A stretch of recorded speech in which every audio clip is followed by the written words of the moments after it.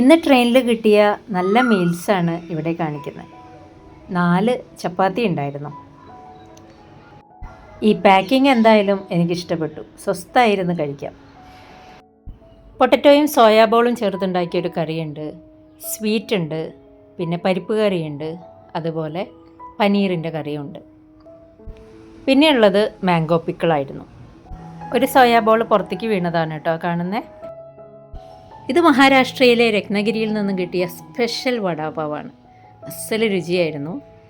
ഇതിലെ ആ പച്ചമുളക് മസ്റ്റാണ്, അതുപോലെ ഈ മുളക് പൊടിയും. ഈ മുളക് പൊടി എന്തിലോ ഇട്ട് വറുത്തെടുക്കുന്നതാണ്. ഇത് സ്പെഷ്യൽ ടേസ്റ്റാണ്. ഇതിങ്ങനെ കൂട്ടി കഴിക്കുക, ഇടയ്ക്ക് ആ പച്ചമുളകും കടിക്കുക, അസ്സലാവും.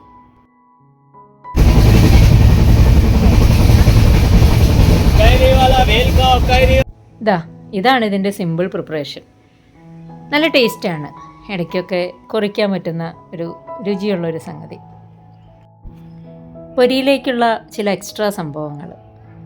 ഇവിടെ ആർക്കും പൊരി വെറുതെ കഴിക്കാൻ ഇഷ്ടമില്ല എന്ന് തോന്നുന്നു.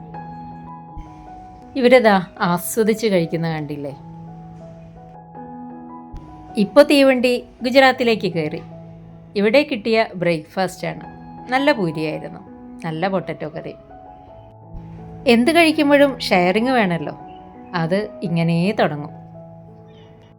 യാത്രകളിൽ ഭക്ഷണം വലിയൊരു ഘടകമാണല്ലോ. നല്ല യാത്രയായിരുന്നു, നല്ല ഭക്ഷണവും.